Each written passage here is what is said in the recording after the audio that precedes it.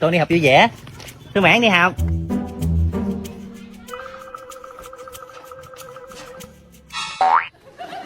Ê chị kia, làm gì vậy? Tôi nằm tôi ngủ chờ con tôi ra. Trời ơi chị ơi, nó học 5-6 tiếng đồng hồ, hơi sức đâu mà chỉ chờ. Tôi nghỉ luôn đi. Nay đi học vui ha. Nhanh con trai. Thôi mẹ tao tới rồi, tao về nha. Mẹ ơi, sao mẹ chưa đón nữa ta? Giờ mà bể bánh xe. Alo alo. Ngon.